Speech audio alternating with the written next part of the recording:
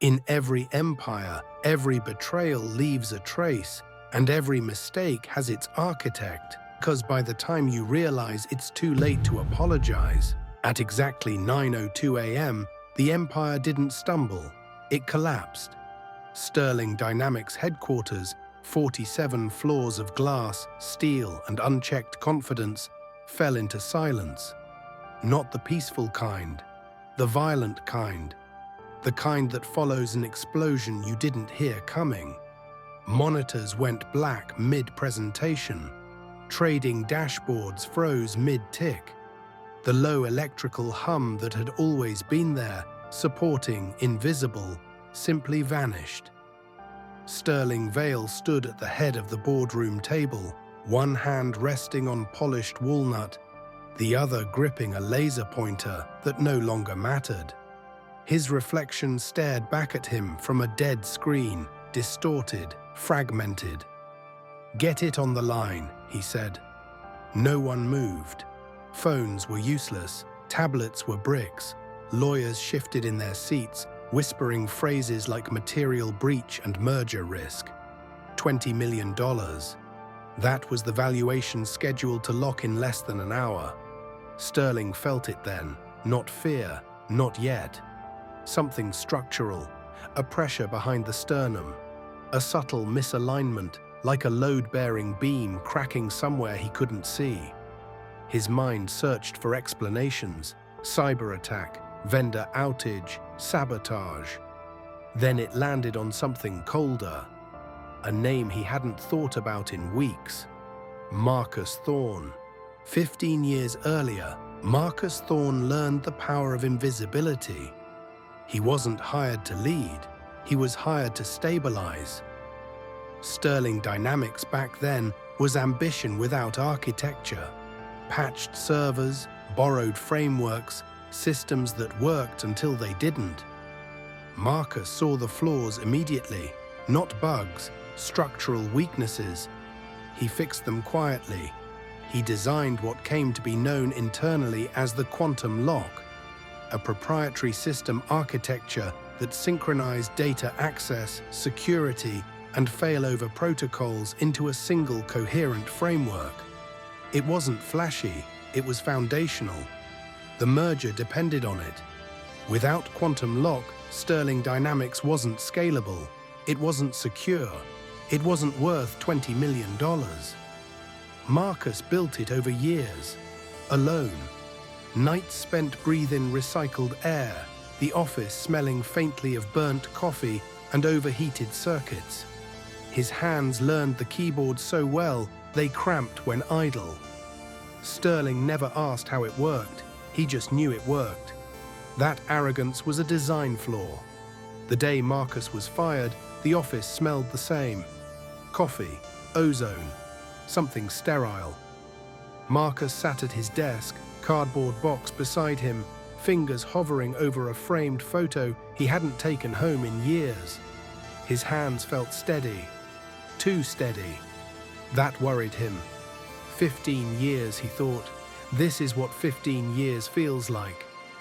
Sterling's office door was open. "Marcus," Sterling said without standing, "close the door." Marcus did. Sterling leaned back, folding his hands like a man explaining gravity to someone beneath him. "This merger," Sterling began, "requires optimization. Investors want lean, efficient." Marcus said nothing. Sterling continued, "You've done great work, truly, but the systems are mature now, self-sustaining." Marcus finally looked up. "They are not." Sterling smiled. "That's your opinion." "They require active key validation," Marcus said calmly. "The quantum lock is not autonomous." Sterling waved a hand. "Details. The acquiring firm has reviewed the architecture." "They reviewed the interface," Marcus replied, "not the structure." Sterling's smile tightened. "This isn't a debate. We're streamlining, reducing redundancy." Marcus felt it then, the heat behind the eyes, the slow tightening in the chest. Redundant. Sterling slid the severance agreement across the desk. "Generous," he said. "Sign today. We'll say you left to pursue new opportunities." Marcus stared at the paper, then at Sterling. "Who holds the proprietary keys?" Marcus asked. Sterling chuckled. "You worry too much. The company owns everything." Marcus stood. He picked up the agreement. He didn't sign it yet. "Good luck with the merger," Marcus said. Sterling nodded, already done with him. Marcus walked out, hands steady, mind quiet. The blueprint was finished. The boardroom smelled like expensive leather and controlled power. A place designed to intimidate, not collaborate. Steel, glass, silence. Sterling sat at the head of the table, checking his gold watch instead of acknowledging the man who built his empire. Time mattered to him now, because tomorrow morning, $20 million would change hands. Marcus was instructed to sit. He didn't. Sterling explained it clinically. Post-merger efficiency, cost optimization.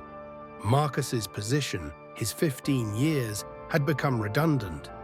Then came the arrogance. Sterling reminded him that the algorithm belonged to the company, that the code was an asset, and the architect behind it, too expensive to keep. Sterling expected anger, begging, fear. What he got instead was calm. Marcus acknowledged the decision without resistance. He mentioned only one thing: a standard security protocol that required his sign-off before separation. Sterling barely listened. He waved it away like an inconvenience. IT would handle it. Marcus was told to leave the keycard on the desk and disappear. That dismissal, that assumption, was the real mistake. Because Sterling believed power lived in ownership, not in understanding. He saw systems as property, not architecture. Marcus placed the keycard down carefully, aligned, respectful. Sterling leaned back, already celebrating a victory he didn't understand. Marcus walked out without another word. Outside, the revolving doors spun as the building sealed itself behind him. Marcus checked his own watch. T-minus 12 hours. At exactly 8 o'clock, the floor came alive. Expensive suits filled the room. Investors from Global Nexus shook hands they didn't trust. Lawyers smiled without warmth. Coffee cups clinked.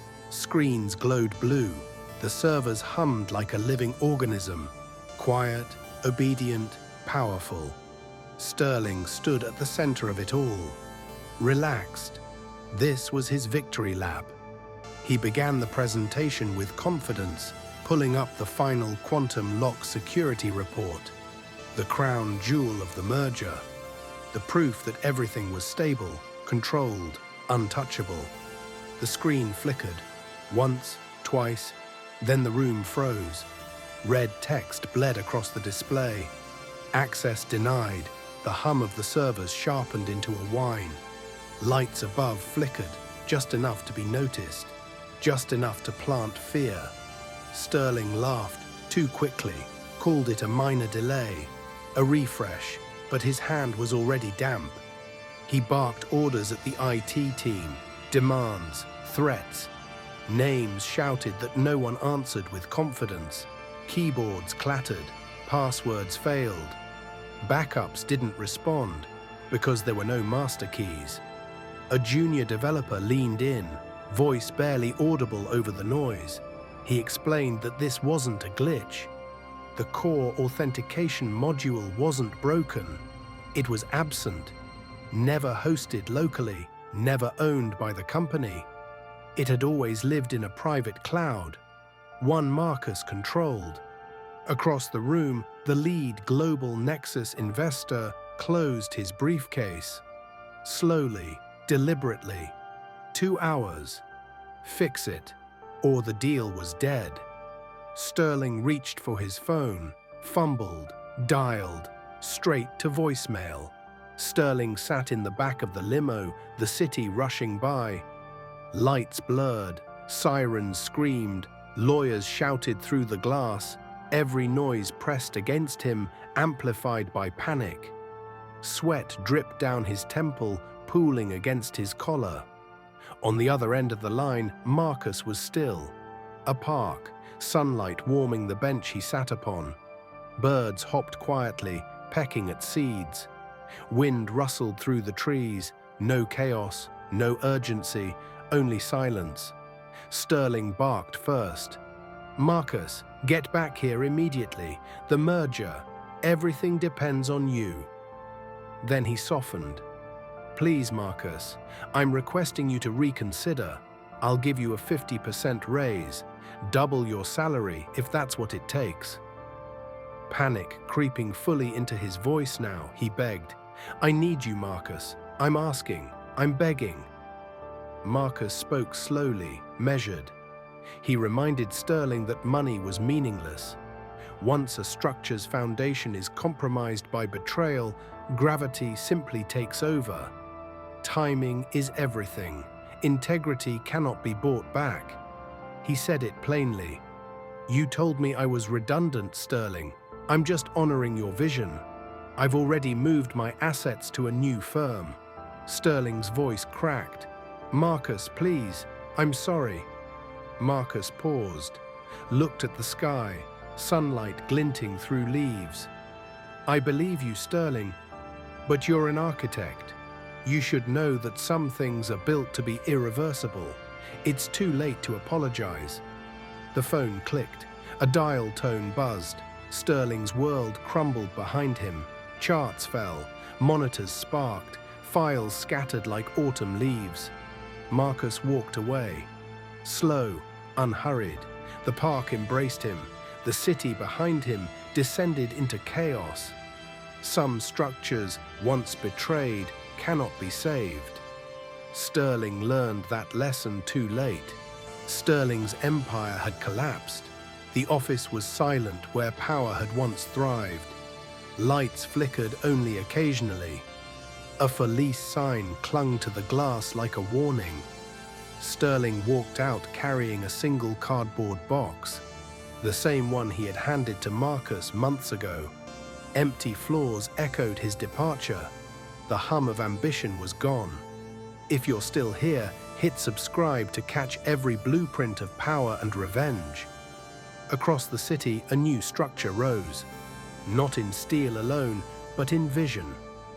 Marcus Thorne had opened Thorne Architecture, a penthouse office, sunlight flooding the space, not a ruler presiding over subordinates, but a partner among peers. The team around him, once discarded, thrived.